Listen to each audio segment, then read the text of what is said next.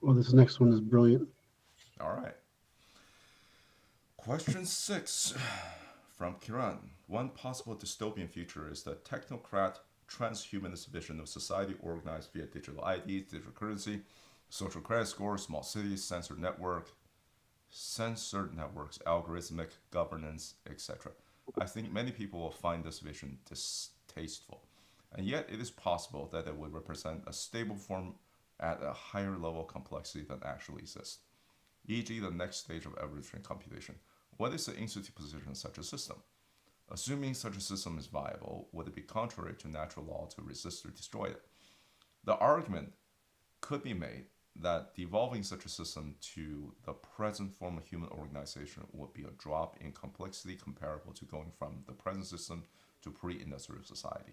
Similarly, would it be contrary to natural law to advocate resist the current system if one thinks that pre-industrial society would be preferable? A la Christians. Oh, Uncle Ted. Yes. People attribute too much to natural law. It's just how people behave. We make choices based on that knowledge, but that knowledge alone can't make the choices for us because it's still we who decide what we actually want to accomplish. For me, this sort of dystopia certainly isn't it. I seek a return to the normal world that existed before the 20th century, really before the 18th, if with modern tech. I've spoken against this vague notion of increasing evolutionary computation for its own sake, whatever that would even mean.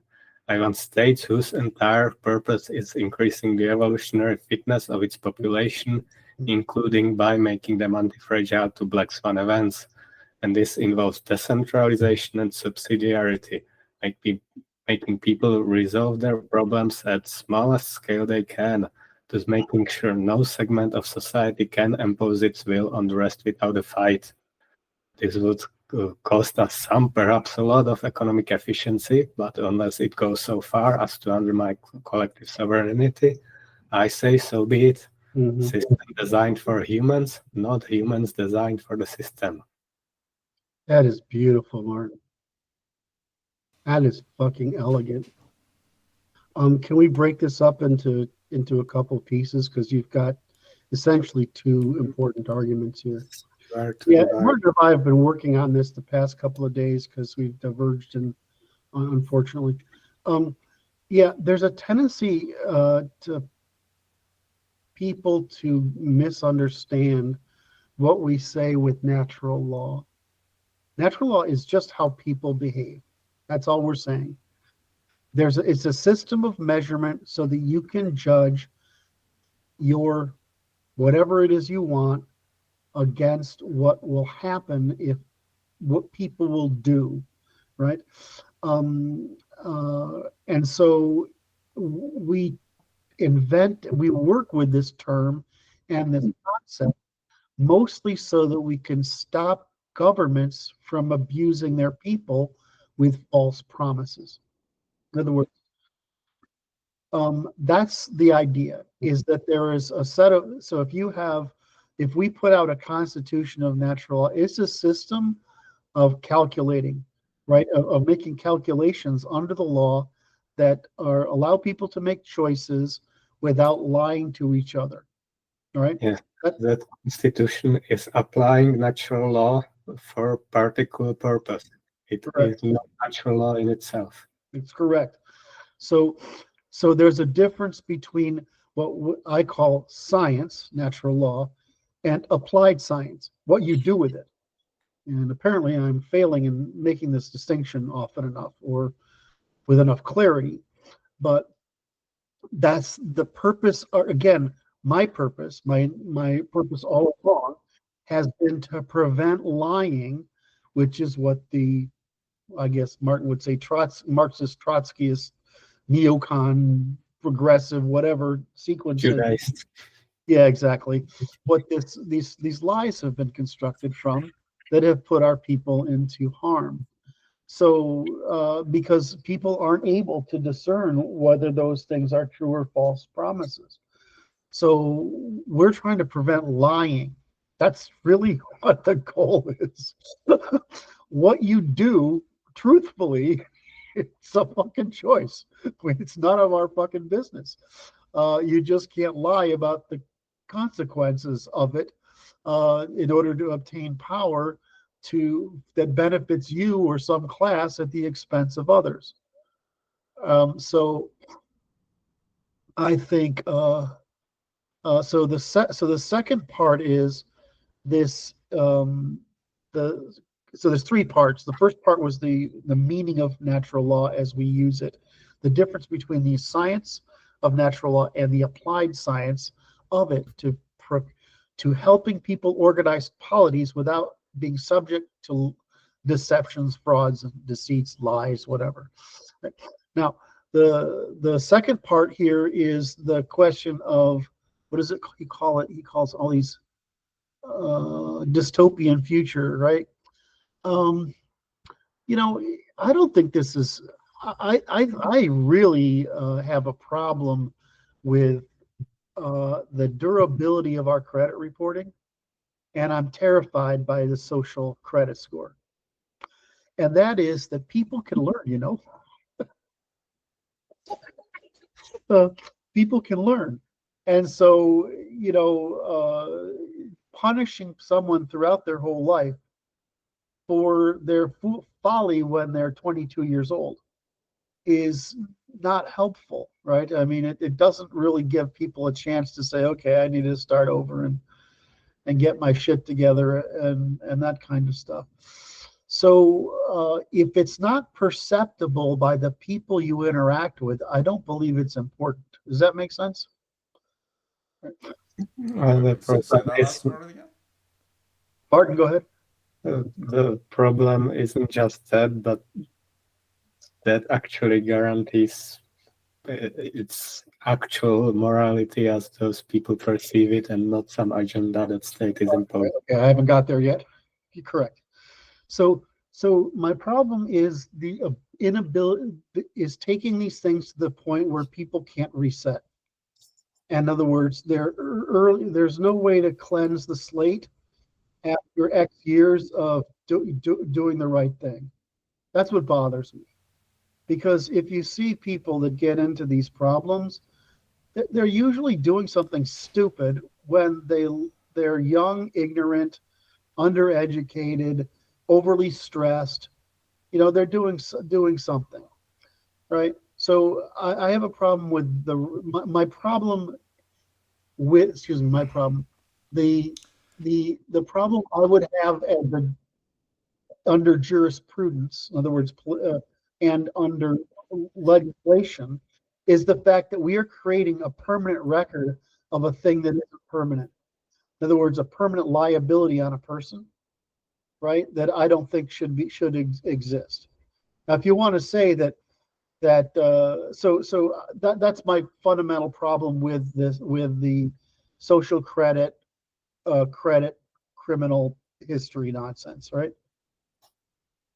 Is that we need to create the ability for the people to, you know, learn from their past mistakes and succeed in life despite them.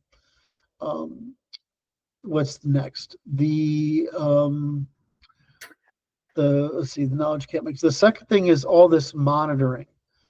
I have a problem with red light cameras, right? Right? I have a problem with that because almost all of them are procedural, not material. If you have a red light camera and you hit somebody, then there's a crime. If you have a red light camera and it's just because the traffic in this particular intersection is so light most of the time that locals determine that this is a low risk environment. That's fine. That's just ridiculous. All right. It's what do you call it? What did you call just a couple of questions ago? You're talking about police giving tickets. It's an automated way for the city to generate revenue based on some obscure laws. So it's really a form of rent seeking. Yeah, exactly. It's so when you say I want to monitor certain places. In other words, in a high crime area, I might want to have public cameras. I'm not sure if there it is an ironclad invulnerability that you can't that anybody using that information for the purpose of defamation instead of crime is guilty of defamation. In other words, there's no insulation from it. If you're a camera operator, a cop, a detective, a bureaucrat, whatever, if somebody's, I mean, I don't want to walk down the thing and decide I need to scratch my ass and somebody take a photo of it, right? I mean, it's just, you know what I mean?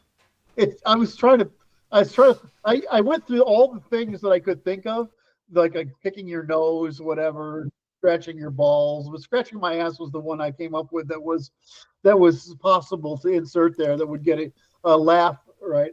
But right. So I mean, we don't want to. You don't want to sit. There's a video came out yesterday of somebody I'm fond. So he's working. The cameraman is looking at him through two doors into a third room, right? Through doorways to the rooms. And so he stands up. He's got a tool belt on and his jeans on, and he does that little jig you do when you try to pull your pants up. You know, right? And I'm like, okay, well, that's somebody we love that we're lovingly doing that to. But do I want to see? Do we want to see the normal things people do that are, that you wouldn't normally do in front of other people, right? Do we want to have that exposed? No. Do I want to have it? Do I want to have it misrepresented? Like I could have an argument with somebody with not me, but somebody else who's more animated could have a gesticulatory argument with somebody and that without knowing the content of it be categorized as threatening that person. With the other person sitting there and like you're my friend and we're talking smack, right? I mean, so that's the problem I have with this. Do I have a problem with catching a bunch of guys who just robbed a jewelry store or a liquor store or whatever with these cameras? No.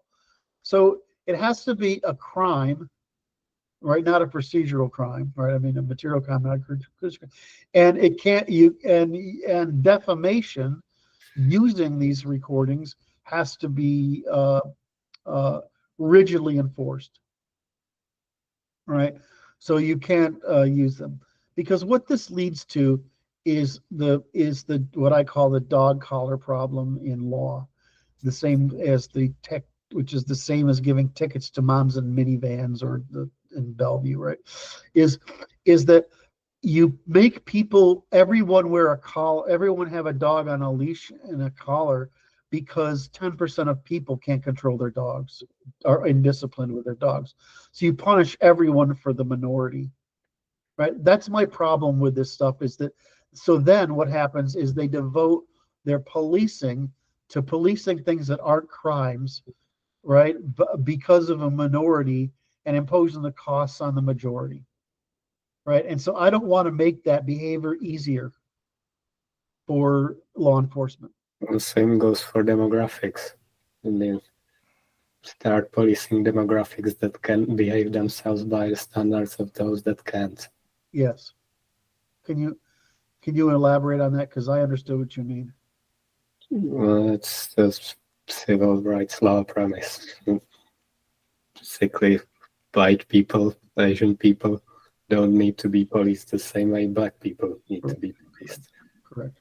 But it's not allowed to police them differently. Right. And we need to police them differently because they have different levels of impulse regulation. Now, the way I kind of see this is I don't know whether I know enough to know whether Ted Krasinski was right. Now, his central argument is that because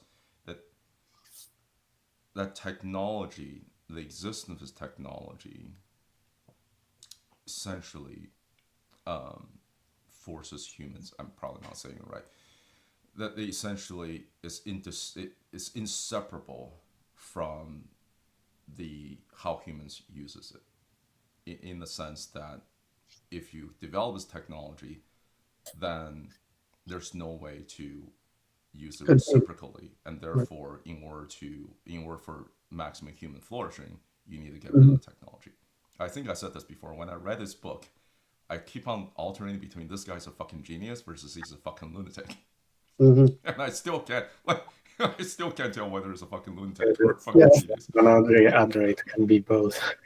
Yes, Yeah, probably true. both. I But- haven't read the whole manifesto. I've read excerpts, and I agree with his analysis and not Oh, with I his. agree with his analysis on the left. I mean, Yeah. he like this guy was a freaking genius that he wrote this in the 70s or 80s. He already sees through the entire thing, right? So obviously he's a freaking genius. He became a mathematics professor at like age 20 or something. Obviously he's a very smart dude. But you cannot go to some earlier stage of technology because competing states won't do so. Well, that and also even I followed his logic, and I'm thinking, well, if you do follow what he's suggesting, go back to some early stage of technology, that is no different from euthanizing mankind. Because if you take his suggestion as face value, go back to some agrarian technology or whatever, well, eventually the Earth is going to be blown up by the sun becoming a red giant or something, and there's no chance that we're ever going to get out of the rock. And so you might as well just doom humanity to die in its cradle. Yes. So the way I look at technology is technology. I mean, Curt, you know this, especially since you were in this area in the 90s. There's this school of thought that technology will solve all humans' problems. That it itself is a net good. I do not adhere to that view. I think technology itself is just an accelerant. It's net neutral. You can use it for good. You can It's basically it's a kind of power. Right. All power is a resource that can be put to bad, good or bad. Yeah. So in terms of all this digital ID, digital currency, social credit score, the way of keeping track of social credit and so on, there's a version of this that you can implement such that it fully meets the satisfies the laws of reciprocity, in which case it can maximize human flourishing. And you can just, like they are doing in China, you can use it in such a way to keep your people essentially enslaved. And just the question of who put these technologies in place and whether they've done so implemented in such a reciprocal way. Well, I wouldn't say technology can be entirely neutral, because it's not just about whether they will be used for good or ill, as if that's a neutral choice, but their availability changes the incentives. So that's because what I was see. Yeah, I understand where you're going. That's where at the start I said I don't know enough to know whether Ted was correct. In that the very existence of certain technology changing the incentive enough such that the only determines the outcome is the bad one that he described. I think it's a likely outcome, but it doesn't mean his solution is really a solution. This criticism is something we had to contend with, but we'll have to figure out a different solution. All right. So we have addressed. There's basically 3 questions here. Blah blah blah blah blah. We would can we? The way I address this is that the technology creates an opportunity. In other words, this reputation first, which was managed by the community, right? Record keeping, was then capped, like marriages, births, and deaths. Criminal records were kept. Then credit scores were kept. And then social scores are attempting to be created, right? Is that what we're sort of dealing with? The only thing, the only problem with the social is I'm not sure they're social as that they are government credit scores. In other words, I understand like criminal credit scores, right? I can sort of understand credit scores, right? Although I think most of credit scores are constructed by abating into a hazard for most people. In other words, a credit score is a measure of your susceptibility to baiting into hazard. Um, uh, the social credit score, I don't think has anything to do with social. I think it has to do with political. And so my problem here is that I don't mind criminal credit scores, criminal credit. That's funny. Criminal record. I don't. I don't see the. I think we could correct credit scores, and I'm incredibly specious of political scores because I just see that as negatively coercive rather than positively coercive.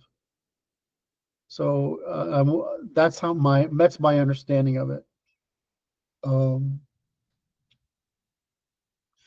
And I think I've already covered the other properties of spying on people and the fact that if we have a technology and use it, we have to aggressively defend it and be intolerant of abuses of it, especially given the incentives for the state to direct their efforts to things that they can claim victory over that are not crimes, procedural crimes, whatever, versus doing the hard problem of getting people off the street who are drug users and drug dealers and career criminals.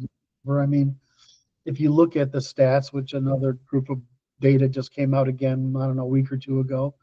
I mean, if we took if we really did 3 strikes, if we actually prosecuted people and we did 3 strikes, crime would drop rapidly because it's actually a small number of people committing most of these crimes over and over and over again. And the problem is people don't want to pay for incarcerating them in the kinds of costly incarceration we have. And so that's a problem we can solve, but leaving them out in the public so the public is the victim of criminals, that's insane. The second thing is Martin's, I think we addressed partly, which was the evolutionary computation issue. Again, evolutionary computation it produces a system of measurement. It doesn't produce a system of choice. And so what Martin is saying here is not all growth is good. Not all innovation is good. I think the problem that we're all touching on is that I used to frame it as the issue, once we went from morality to economics, we basically broke civilization.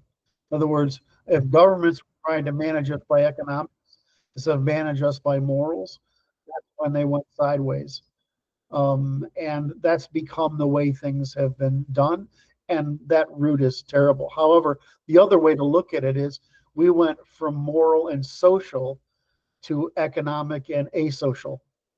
And so and then we allowed the left to destroy all our civic organizations. And we've allowed the provision of entertainment, which we think of as television and games and stuff like that, to essentially assist in alienation and the breakdown of those institutions by the absence of the need to understand and cooperate and ensure others. And lastly, we've taken away the need of the family and the polity of the society to ensure people when they're under duress. In other words, equally ensure people against harms. And that means harms that need caretaking. So this in the sense that Martin is correct. And can I compare you to Kaczynski, Martin? Is that but can I put you and Kaczynski in the same bucket? And Martin is correct in his comments here, is that the problem is we're still human, and we need to make sure our systems are assisting us in being human and living together and being and possessing mind. The way I look at it is mindfulness as humans through having societies which we feel are compatible with our state of being human.